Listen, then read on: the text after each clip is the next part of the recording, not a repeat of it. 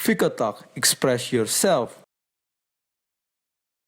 Hai Vicomers, berjumpa lagi dengan saya Nuri Uswatun Hasanah. Di sini saya sebagai host di acara Vika Talk. Hari ini adalah hari yang sangat spesial seperti hari-hari sebelumnya karena kita kedatangan tamu yang spesial. Dia adalah Presiden BEM FBIK. Halo. Halo. Mungkin bisa perkenalan dulu. Ya, oke. Sebelumnya saya ingin berterima kasih dulu kepada panitia atau tim dari Vikomedia yang telah mengundang saya pada siang hari ini. Jadi perkenalkan, nama saya Muhammad Yuda Aprilialdo. Saya mahasiswa Prodi Sastra Inggris Unisula angkatan 18 dan alhamdulillah di sini saya mendapat jabatan sebagai Presiden BEM FBIK Unisula.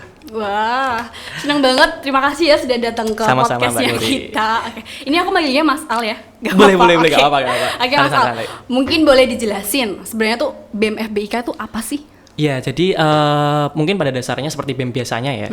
Mungkin BEM ini adalah organisasi fakultas karena di dalam lingkup fakultas saja. Dan pastinya lingkupnya adalah FBIK atau Fakultas Bahasa dan Ilmu Komunikasi yang dipimpin oleh Presiden BEM dan dibawahi oleh beberapa kementerian-kementerian yang ada atau bisa disebut divisi atau bidang. Divisi. Iya. Dan dipimpin di kementerian itu bidang itu dipimpin oleh menteri-menteri yang ada. Oh, jadi tuh BEM sendiri tuh ada apa aja divisi-divisinya? Ya, jadi di sini ada 7 kalau nggak salah. Dan ditambahi oleh bendahara, lalu sekretaris selain itu ya. Jadi ada Kemenaksos atau Kementerian Agama Sosial, lalu ada Kemendikbud, Kementerian Pendidikan dan Budaya, lalu ada Kemendagri, Kementerian Dalam Negeri atau Kemenlu, Kementerian Luar Negeri dan lain-lain. Oh, keren sih. Oke, untuk kegiatan sendiri tuh ngapain aja? Jadi kalau di BEM sendiri ya, itu kegiatannya macam-macam dari kemanusiaan, keagamaan sesuai divisi-divisi yang ada. Jadi kita melingkupi keinginan-keinginan mahasiswa yang ingin aspirasinya ditingkatkan atau inspirasinya, lalu kita mewujudkannya seperti itu. Contohnya nih, kalau tadi apa yang keagamaan, biasanya tuh ngapain aja? Jadi mungkin kita bisa melihat program yang terakhir ya, akhir-akhir ini ya, tentang keagamaan, yaitu tentang FBIK berkurban. Oh, mungkin yang kemarin. Ya, memang itu kegiatan kita bersama dalam artian dalam lingkup fakultas FBIK kita bersama-sama mengadakan FBIK berkurban. Nah, jadi acara itu kita sama-sama mengadakan kurbanan, tahu kurbanan? Ya, seperti Idul Adha kan, baru kemarin itu kan. Nah, kita mengadakan donasi, open donasi dan nyari donatur untuk membelikan sebuah hewan kurban yang lalu kita tempatkan atau alokasikan ke tempat-tempat yang kurang adanya kurban seperti itu. Oh, kalau kemarin acaranya di mana? Di Kaligawe. Gitu. Oh, deket ya. Oke. Alhamdulillah ya, berarti udah lancar kan? Alhamdulillah. Oke. Terus nilai plus sendiri kalau kita ikut organisasi, contohnya kan kalau kita ikut BEM, terus nilai plusnya tuh apa? Kalau ikut organisasi lain, nilai plusnya tuh apa? Kayak gitu. Iya, oke. Untuk nilai plus sebenarnya seperti kehidupan, mesti ada nilai plus dan nilai negatifnya ya. Tapi di sini kita bahas plusnya ya. Oke, bahas plusnya. Jadi selain kita bisa menambah wawasan, lalu pengalaman, lalu juga relasi seperti itu, kita juga di sini bisa mengetahui nih sifat-sifat orang tuh beda-beda, lalu kita bisa bagaimana cara menanggapinya, lalu juga mengetahui beberapa masalah dan kita bisa bersikap gimana nih harus menanggapi masalah A, masalah B, masalah C sesuai dengan keadaan yang ada.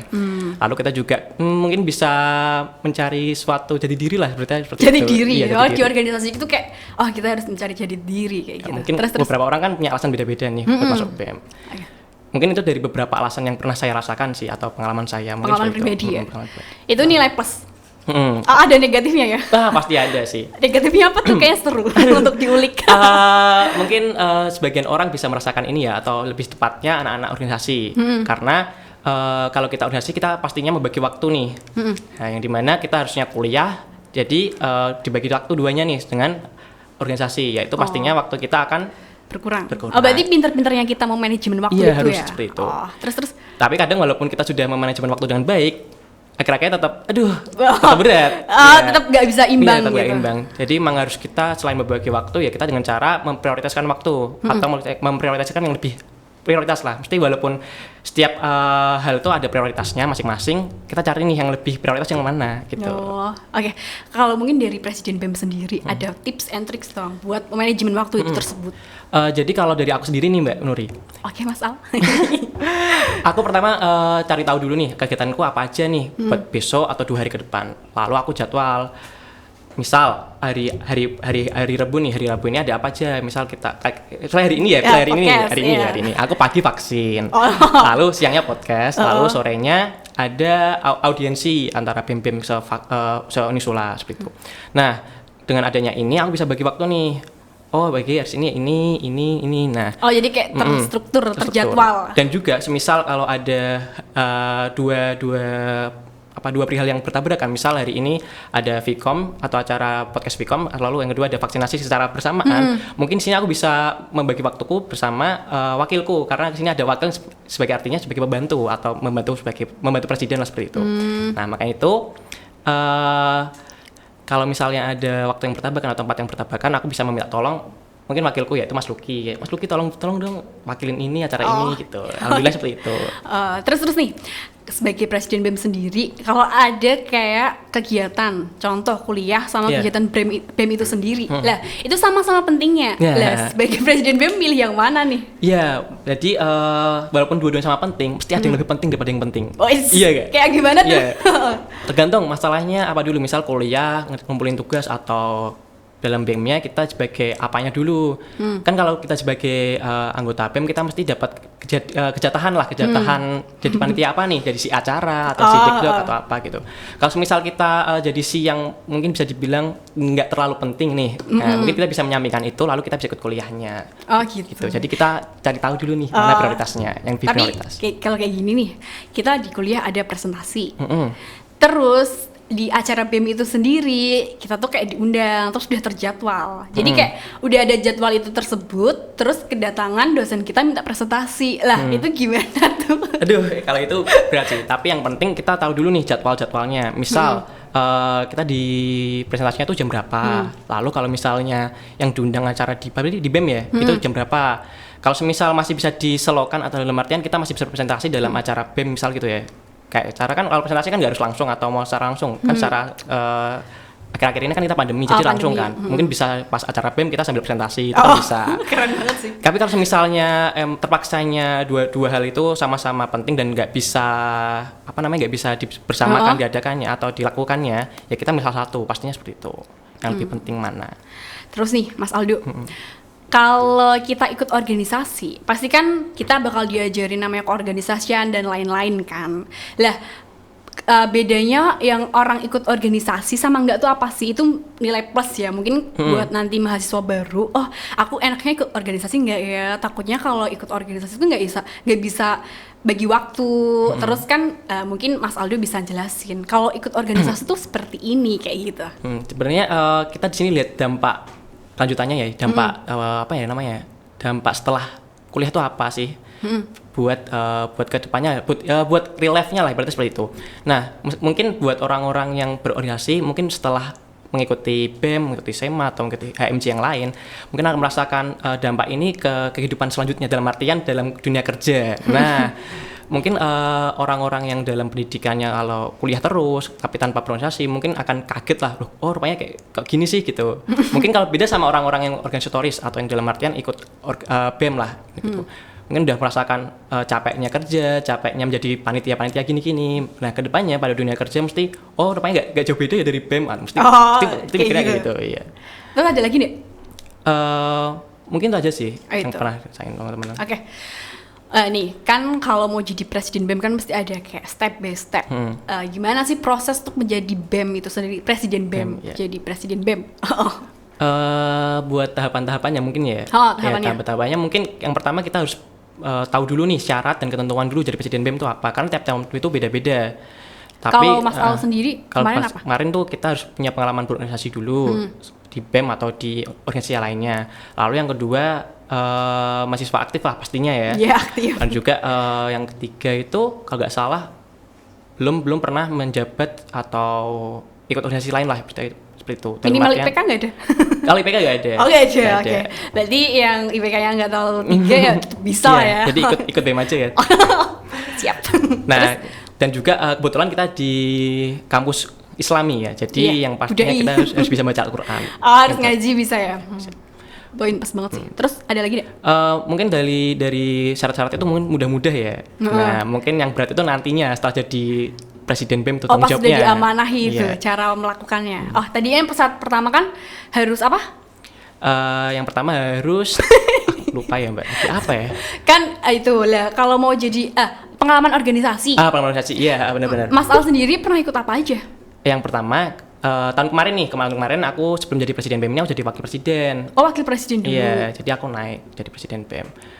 Sebelum jadi wakil harus jadi C-nya dulu nggak? Enggak harus. Oh, yang penting enggak. pernah pengalaman berorganisasi dulu. Ada visi misi yang buat didemokan kayak gitu? Aduh, pastinya kita sebagai calon ya, misal pas awal kan jadi calon presiden BEM. Oh, calon dulu. Terus kita membawa wakil dan juga visi misi. Nah itu visi misi presiden BEM dan wakil presiden BEM itu apa? Biar nanti saat kita kampanye atau misalnya kita duel nih sama calon-calon yang lain itu ya kan visinya beda-beda nih. Nah nanti biar masyarakat fakultas itu bisa milih nih visi-visi mana yang bagus gitu kan. Nah itu yang menentukan kita dipilih atau enggaknya sama teman-teman. Oh, lah untuk sebagai presiden BEM dulu visi misinya apa? Duh, udah berapa bulan yang lalu ya? Pelantikan presiden kapan tuh pas penjabat? Februari kalau nggak salah, Februari Maret. Oh. Akhir Februari Berarti atau pas awal Maret. itu ya udah pandemi apa belum? Udah Pandemi. Lah itu gimana tantangan sebagai presiden terus pandemi Aduh. sendiri itu gimana? Ya, alhamdulillahnya tahun kemarin kan aku sebagai wakil presiden BEM itu juga udah kan dalam memasuki fase-fase pandemi. Jadi aku udah bisa belajar banyak nih dari tahun kemarin. Lalu aku realitakan ke tahun sekarang. Aku bisa belajar banyak nih dari tahun kemarin. Nah, jadi alhamdulillah menurutku untuk masa pandemi ini, tahun ini aku nggak terlalu terberatkan lah sama pandemi ini. Karena udah tahun kemarin yang terburuknya lah berarti seperti itu. Oh, jadi tahun pertama itu ya? Iya, buat coba-coba tahun kemarin. Itu kan masalah. Lah, kalau kegiatan BEM sendiri, kalau ada kegiatan pasti kan ada konflik yang muncul pas mau berkegiatan. Lah, cara nyelesain masalah tersebut tuh gimana? Aduh, kalau masalah sih pasti ada ya. Nah, kalau kita bagaimana menyikapinya atau menghadapinya itu tergantung masalahnya seperti apa ya pastinya. Contohnya tuh? Kalau nggak berat yang sepele kayak gitu. Ya, misal ya sepele itu mungkin banyak anak organisasi itu punya pemikiran sendiri-sendiri, ada yang idealis, ada yang macam-macam lah seperti itu. Mesti kan punya pemikiran sendiri dan dengan adanya itu pastinya nanti mereka bakal adu argumen. Adu argumen mesti pernah ngerasain adu argumen nggak? Iya. Nah, mungkin kita di sini aku sebagai presiden BEM melihat anggotaku yang adu argumen tuh mesti merasanya aduh kok gini sih kan kadang-kadang gimana tuh sebagai presiden BEM? Nah, mungkin di situ aku bakal menyikapinya dengan cara ya menengahinya. Tak omongin mungkin ini baiknya gini. Nggak ada pendapat yang salah. Namanya juga argumen kan, nggak ada yang salah.